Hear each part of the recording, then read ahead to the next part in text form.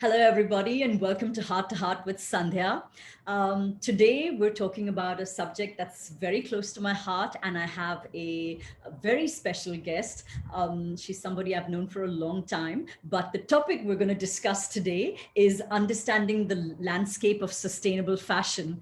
And one of the people who I've admired from afar for many years now is Padmaja. She's a wonderful designer. She came up with the concept. I mean, she articulated the concept of slow fashion way back in 2012 when she started her label.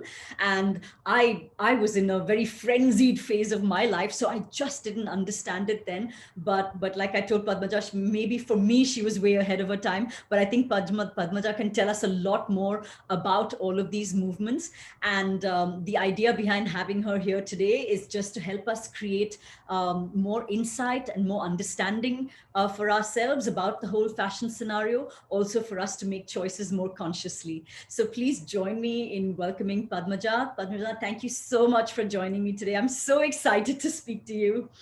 And it's so Thank you, lovely. Sandhya. I was just saying, we probably met in 2012 when you first started your label.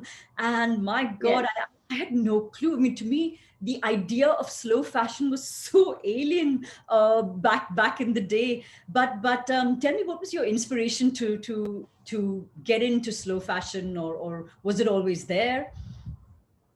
Well, I think slow fashion was always there in most native cultures across the world. You know, whether it's India or it's African countries or South America, or most of the traditional societies always had a concept of the only concept that was there was a slow fashion. You know, that's the Okay. interesting thing. There was nothing called, like I think the person who started the slow food movement, he had commented something interesting on this. He said it's unfortunate that we have come to an era where we need to know and certify slow food, or similarly in slow fashion, that we need to certify it today, whereas actually that's how it was supposed to be. Everything was supposed to be like that. Well, what is slow fashion? Then I mean, for us to go back to the basics, what is it really? I think any action or any work done, if I'm speaking specific in the area of fashion, anything that is done mindfully will have to be slow. And when we speak mindfully, it means that you're conscious of your surroundings, you're conscious of yourself, you're conscious of people who are going to use the product, and you're conscious of everything, the after effects of it. You're looking at it as a cyclical thing, and you're looking at it from the perspective of what it's going to leave anybody in the world with, not just yourself. Wow. Unlike the last 50, 60 years, where industrialization has largely concentrated on just profiteering or profit making or whatever, but the whole concept of slowness has nothing to do in that sense with just the material growth. It's looking at a holistic growth, which is what I think most of us are really kind of pursuing in some ways, where we do want to be connected in a deeper way, for deeper purposes with our own work, whatever it may be, whether we are into journalism or into fashion or into films or whatever it may be doing. Just living as a whole, I think we're Yes. more and more coming to realize that instant gratification, maybe instant pleasure, but usually is pain in the long run, and that's so true for fashion. Yeah, and it's also very short-lived. Instant gratification is just for that instant. Yeah. It disappears a few moments later, whereas something that's done slowly and mindfully has far-reaching effects for a very long time, for generations. And Absolutely. it's something that's meant to last. It's not meant to get over. Beautiful. So it's in many ways, slow fashion is not fashion at all in that sense, because fashion is so much to do with trends. It's so much Trend. to I do was going with to say what's hashtag today. trend. Yeah, hashtag trend, whereas this is hashtag anti-trend, you may say. I love Slowness is it. about that. It's not trendy any longer. That it's trendy, you may say. It's not trendy. It's something that was timeless, Timeless. and the world is coming back to it now. Not in a way of being a trend, hopefully. I I think hope there so are too. still Yeah. Yeah. a lot of us getting into it as if it's a trend, but that's not the way it will be. I think we will move towards it being more more internal, more conscious, and more worthy of what it is. Yeah, and just a way of life, hopefully, right? When Yes, that yes, yes, consciousness yes. awakes, I don't whenever I see with clients that they've made a more conscious choice, the one thing I hear more than ever is, I'm never going back again, from where I came, Oh because yes, the oh pleasure yes, oh and the yes, satisfaction and the contentment is so much greater in this lifestyle. yes, And I think that's yes. something you don't realize. But let's start at the beginning of where we're at in our unconscious living. Overall, Yes. in fashion industry, Padmaja, give us like a bird's eye view of what are the kind of categories that exist. I mean, to have to classify something as slow fashion, what are the other categories that exist? Fast fashion for one, but I mean, is there any Yeah. other? Or I guess would that? I mean, are there like the different categories, or is it? No, maybe not. I think, see, what happens is that what are the categories will depend on who is addressing that question, and for what purpose. Like, for example, if you ask categories, one could just say, oh, it's menswear, women's wear, kids wear, or you could say it's festive, it's autumn, it's spring, Mhm. summer, or you could say it's Paris, it's New York, it's Delhi, it's something like that. Okay, But understood. I think it's interesting that in the last, maybe like you said, maybe only the last 7 8 years, there is a little bit more awareness. And now it's interesting that there are customers who really kind of do call me back and say that, we are looking for something that's made more, mindfully, or Mhm. that we're looking for something that feels wonderful on the skin. We're looking for something that we can wear for 8 years. Like, I do have clients who call back and say that I'm still wearing that, not as a and not as a house everyday wear, but Yes. still wearing it somewhere outside for, for something nice, so for something that's important. And there are, and like today it has become, there are like little bits of, uh, or rather you can say little sparks that come from different corners of the world, where people are talking about swapping, people are talking about wearing the same clothes again, being Yes, seen in the same clothes again. absolutely. And finally people are talking sense.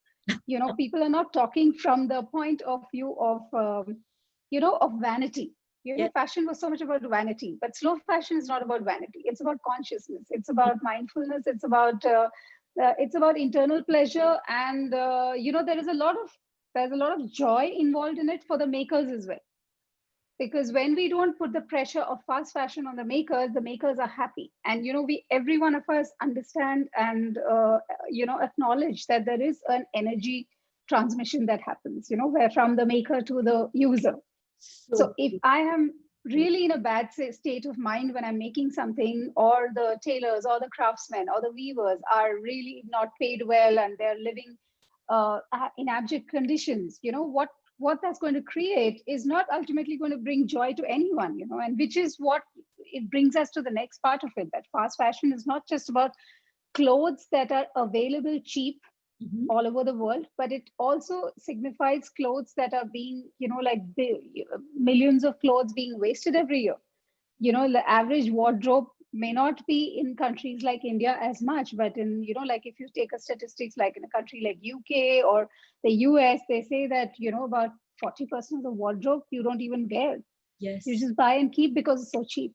Yes, absolutely, absolutely. And like So the cost that's associated. I remember a few years ago we would shame like an actor in the newspapers for having repeated an yes, outfit, and today yes, like people like Michelle Obama and Priyanka Chopra are proud to say that that they've repeated an outfit. But in terms of yes. costs of fast fashion, Padmaja, I mean, so I only happened to see an article that a friend had shared, and that's when I sort of understood a little bit more about what you do. But just tell us broadly, what are the costs for somebody that doesn't know what fast fashion does to people, the environment, the Yeah. economy?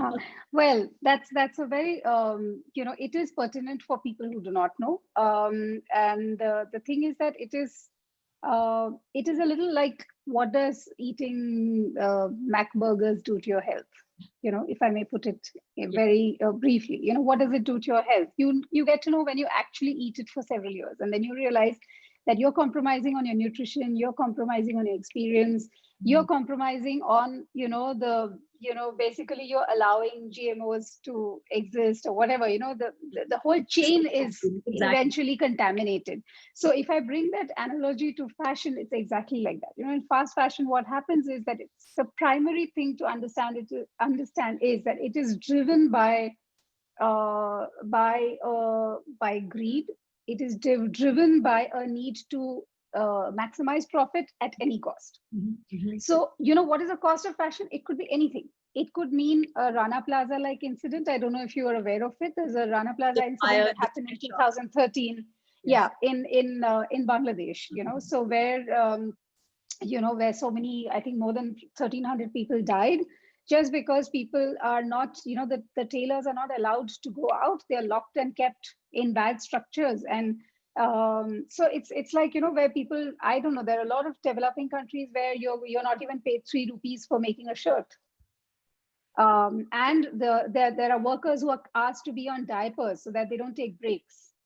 There are pregnant women who are not given, any breaks for even going to the washroom and coming back. They are asked to be in diapers. So it's just terrible. And I think the ecological impact of it is also huge. Of course, this is the human resource impact that I'm talking about.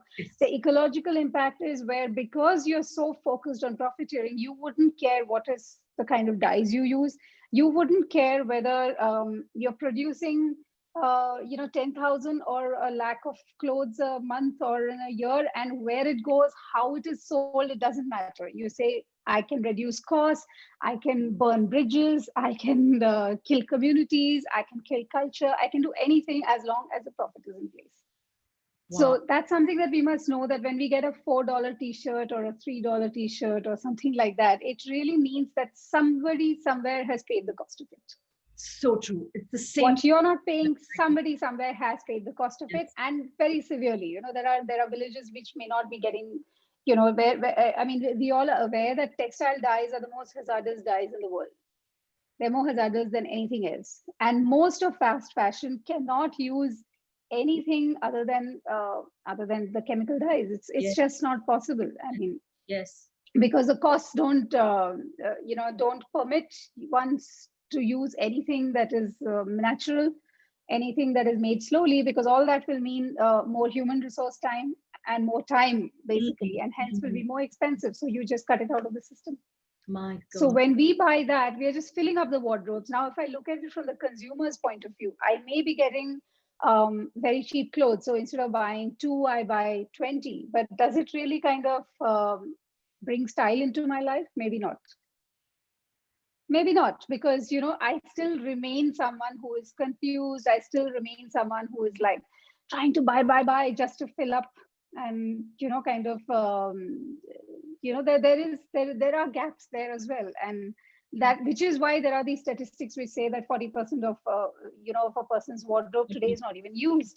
Yeah. While there are millions who go without clothes somewhere else in the world. So this imbalance is something which is really going to cost every one of us very heavily. It's going to cost us a lot.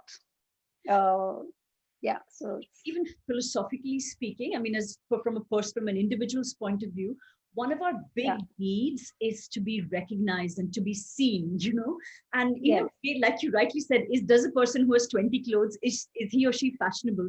When you're wearing the same outfit that 50,000 other people own, and possibly you walk into a park, there'll be somebody else. I mean, who's the you that's being seen? You're just exactly.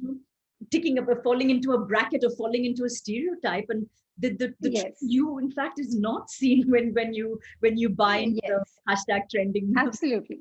And I think even purely in terms of the experience of the user, like even if I say that I'm addressing some people who say that, listen, I really don't care about the larger politics of things. I just want to look good and feel good. Does that really happen? Maybe even that doesn't get addressed, because see, when you're making clothes fast, you're going to use, the kind of fine tuning that one can do with hand looms, the kind of softness that we can achieve with, using mindful practices, the kind of grace that comes in clothes, with using some fantastic traditional practices of natural dyeing, or you may say, of like we have the organic cottons in India. They are so fantastic on your skin. You cannot You cannot replace that with a mill-made stuff. So even if I'm very, very, selfish, and I say, I just care about how I feel, even then, slow fashion has an answer for you. It gives you a better feel. Completely relate to that, Padmaja, because so many of my clients who come to me with stress, it manifests itself as like psoriasis, skin irritations. Absolutely. And the first things that doctors will tell them is stop wearing synthetic, take off your watch, Yes. I'm like, they can't wear jewelry, they can't wear their clothes. So, I mean, but if they wore cottons and if they wore natural fabrics to start with, perhaps, sometimes I feel like when you do a few things consciously, it kind of sets off like a thinking pattern in various other aspects of your life. Yes, you're absolutely right, Sandhya. I think, moving to slow fashion also has to be slow and organic. It cannot be like, there are sometimes, there's always this, this kind of, introspection that one goes through, that, are you truly sustainable? Because I think sustainability is also a highly abused word. Everyone is today using it in a very, not necessarily in a way that can also put off people, and like it's just abused. It's just used as a marketing gimmick. So the question is that, do you really want to sign up for that? And why do you move into something like that at all? But I think the whole joy or experience of it is in addressing it one at a time. One cannot suddenly become sustainable overnight. Like anybody can come and say that, okay, you are trying. I can only say each one of us can try each single day. It's baby steps always. You don't become 100% sustainable. At least I don't become 100% sustainable at all. It's very difficult in today's world because we still are moving in cars. We're still flying in planes, maybe not in the post-pandemic world today as much, but pretty much we are using a lot of plastic in everything that is delivered, everything that is transported. Your rice, your dals, everything is coming in plastic packets. So nobody can really claim they're 100% sustainable. But then the question arises that, okay, if you're not 100% sustainable, then why do it at all? Well, that's a lot like the question that, why start doing yoga for half an hour a day? After all, you still have so many other baggages through the day. So we can only address it one at a time. Yeah. And I think each step leads to the next thing. So for the people who are new or, newly initiated to the concept of slow fashion, I think you begin one at a time, and maybe with what matters to you the most. For somebody, maybe the ethical part really matters the most, where they say that I'm really concerned about who makes the clothes and I want to make sure that I'm buying it from labels who are paying the makers well. For somebody else, it could be that, listen, I just care about my skin feel. Yes. I just want the cloth to feel fantastic on my skin. So I'll buy something that is made slowly and mindfully and made with natural products and fibers and whatever. So I think each one has to be heterogeneous. It cannot be homogeneous at all. Yes. And also, I think to be kind to ourselves, it's a bit of a fallacy to think that, I want to have absolutely no impact on the planet. I mean, with every breath we take, every piece of, food that we swallow, we are consuming some, and that's part of the cycle of life. The question is, how are we going to walk this life that we have? Are we going to tread lightly, or are we going to stomp it and kill everything? Absolutely. You're right on that. Yeah, absolutely. And each of us, for a lot of things, there's some things that we have awareness of. There's some things that are in our control. There's some things, for example, in our budget as well, right? So we make the most conscious choices we can with the awareness that we have and with the resources. To not do that and to reject it completely is putting the blinders on, right?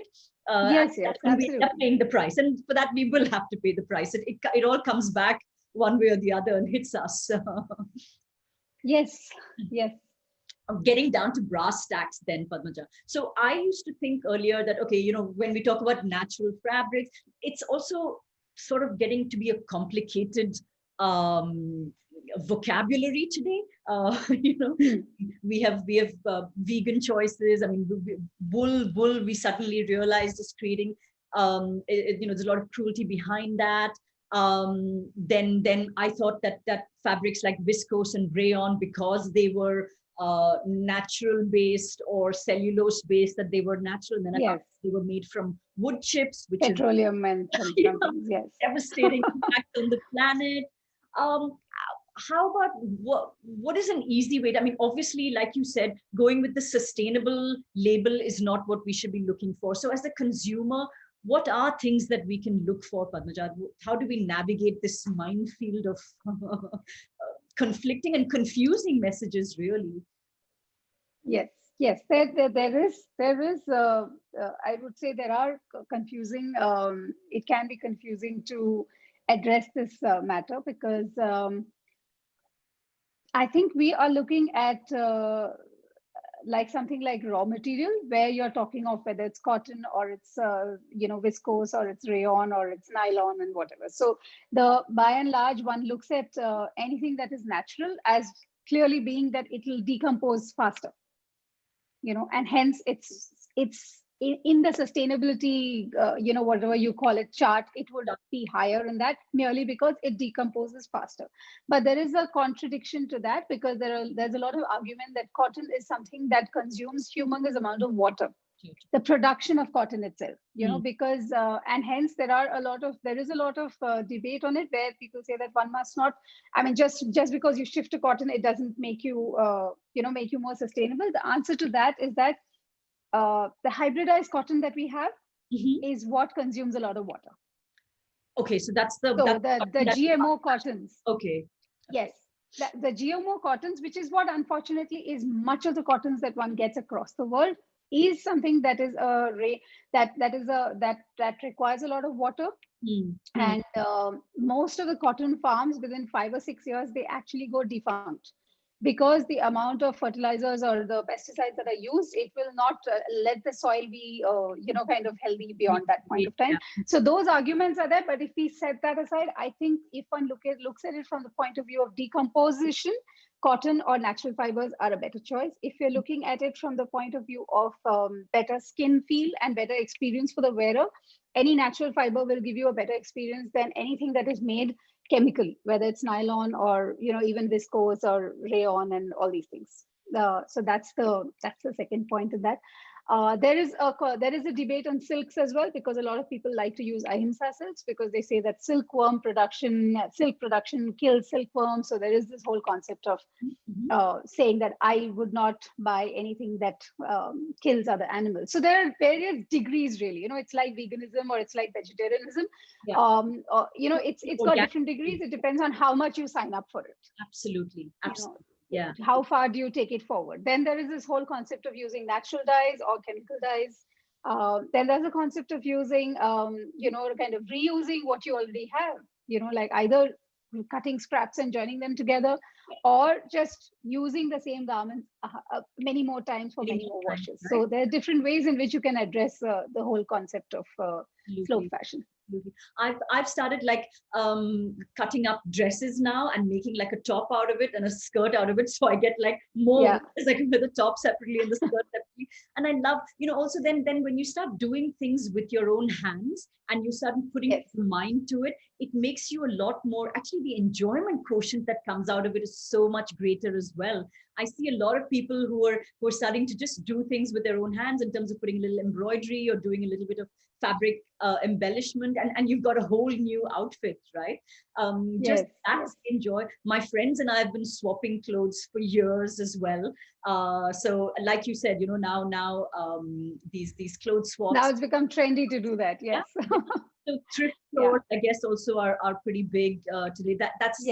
That's again used, gently worn clothing, right? Typically. Yes, and I think, see, what happens is in developing countries, thrift stores have a different concept as opposed to a developed country. I think in the developed countries, it is much more relevant. In countries like India, if you remember, most of us clothes actually do not get wasted. They don't get dumped. Yeah, they get passed on to somebody. Fortunately, yes, because we have, for good or bad reasons, we have different, we have somebody out there who would gladly wear your used clothes. So in that way, those people are actually saving the clothes from getting dumped in the landfills. So even if we do not have a thrift store in India, most of our clothes are being used thriftily. So I'm So happy to say that I've seen a lot of young people today starting thrift stores.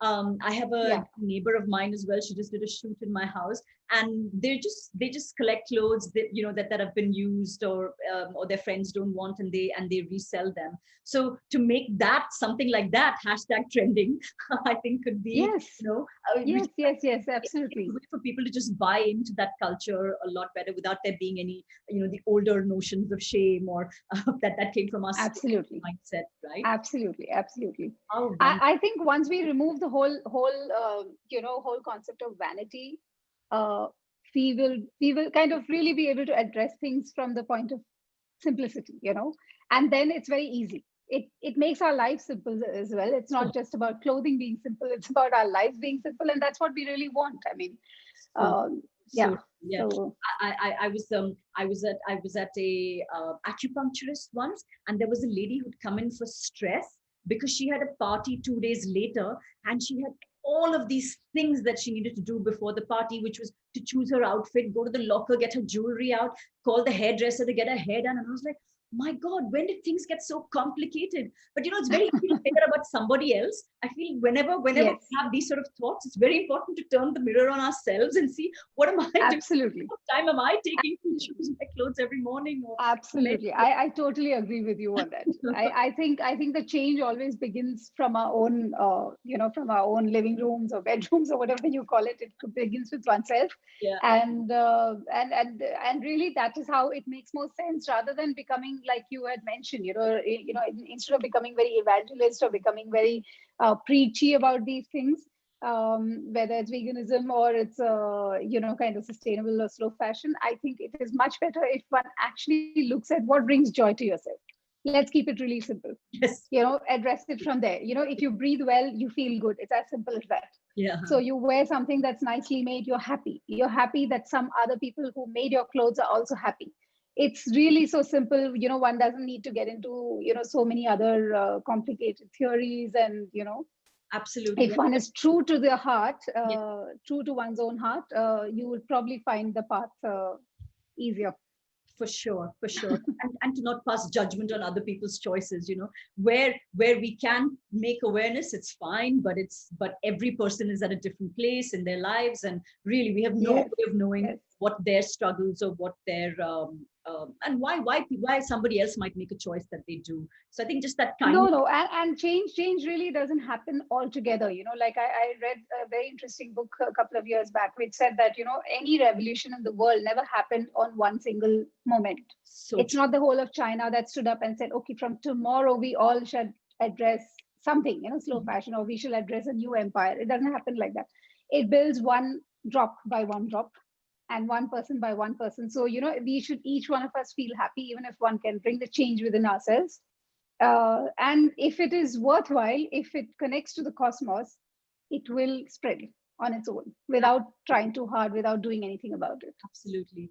The that so that that feeling of if everybody's doing it, then if I'm one person, then how can I possibly make a change? Actually, that's a fallacious argument, because if Yes, everybody thinks that, yes, then nobody will make the change. And to what you, absolutely. the actual definition of dharma is really the personal choices that you make, and when you find that it's Absolutely. in resonance with like the pillars of the universe or whatever, like the natural Yes, order of things, yes, then you'll find a flow for yourself, and you'll find contentment yes. and lack of agitation within yourself. So really, I mean, somebody else's choices should have no impact on how we live our lives as No, individuals. no, absolutely right on that. So, But tell us a little bit about your brand. It's eponymous, so you go by the name Padmaja. yeah, Uh, yeah, I mean, I yes. know you've had exhibitions all over the world, and you've shown in fashion weeks. Tell us a little bit about what you do. I love your playful attitude towards clothes and your entire philosophy. Please share a little bit about that with us. The clothes that I make are basically are timeless. They do not address trends, and we when I make the clothes, it is with the idea that there is with a very strong conviction that simplicity is indeed the ultimate form of sophistication. So the clothes will, what I hope to bring to the wearer is beauty and comfort and value, Mm-hmm. over and above anything else. Yes. And how we achieve it is by, kind of you know working with artisanal communities, working mindfully, creating things that are beyond, that brings joy to one's heart, really. So Lovely. that's the whole idea. And the whole idea is to create a new, create a textile or a fashion language which is contemporary, which is of today. It's not frozen at some point of time. It's something that each one of us are seeking out of our lives. Yes. The everyday simplicity is something that every one of us is seeking. So that's the gap that I'm looking at, filling with the clothes that I make. They're simply beautiful. They're really stunning, and really hats off to you for what you've built and continue to grow. Last question before we let you go, Padmaja. What are your thoughts about, where we're headed post-pandemic? What are your hopes for the fashion world, for us as consumers, for consumerism? It's a stream of consciousness question, but tell us about your dreams and your hopes for us. Well, I think pandemic or not pandemic, each one of us has to make paradigm shifts. The pandemic has brought about a situation where it's kind of forced us into compartments or into areas where we could not come out for a couple of months, and hence forced a lot of introspection in many of us, which I think, if I look at it positively, it hopefully should make should bring some new voices from within. Well, but having said that, it's difficult because we've also gone on a whole route of like what one calls as fast technology and technology driven things, which is all good, but as long as we know how to use it in a way that doesn't affect or hamper our own selves, we probably will save ourselves. Otherwise, it's difficult. Yeah, save ourselves. Yeah, because it's my hope and belief, and I'm researching this to see if statistics backs this up, but it doesn't require for the whole world to transform. I think if consciousness awakens in a few of us, it somehow, yes, it sort of forms like a beacon, I do believe. And, yes, and there will, this is how goodness spreads, and this is how awareness spreads, right? So it's my hope that if a few of us can make more conscious choices, as a world we will improve. And really, so far my research seems to be backing it. I'm going to come up with something more definitive than that, but it's lovely to hear you say that as well. Oh gosh, it's been lovely to talk to you, Padmaja. Tell us how we can find you, where we can find your clothes before we go. And I'll be sharing them as well. Oh, well, I think the best place to find any clothes or find anything that we want today is online. Yes. For good or the bad, but that's how the world has shifted today. So yes, why not? yes. So I'm just about at the edge of launching my website, which will be as padmaja.shop. And this has been something that I have wanted to be doing for more than a year now, actually, even prior to the pandemic, because accessibility of clothes. Because what happens is that the people who are aware of slow fashion or who have already signed up for it are still niche and spread out all over the world. Yes. So, for a lot of times for slow fashion labels, it may not be particularly easy to have a brick and mortar store in one city alone, because all your customers are not in one city. Yes. It's not that every walk-in customer understands or appreciates or has the knowledge as yet. He or she may need education. So I think the online platform is something that every one of us has to address today. And that's where, so I'm looking forward to this, and I'm sure people who are buying my clothes would also be, I think we are so thrilled that we are finally being able to bring our clothes out online on our website. Yes. I took a peek at your website and it's gorgeous. So I can't wait for it to be launched. Padmaja, thank you for this time. This was such an important conversation, I feel, for us to be having at this time. As we go back outside into the world, this is our big chance to sort of reset and refocus and reprioritize. And if we can, just with what we're consuming, what we're buying, and how we what sort of message we wear with our clothes, if we can do that just Yes. that little bit consciously and classically, timelessly, as you said, I think it's a beautiful way forward for us as humanity as a whole.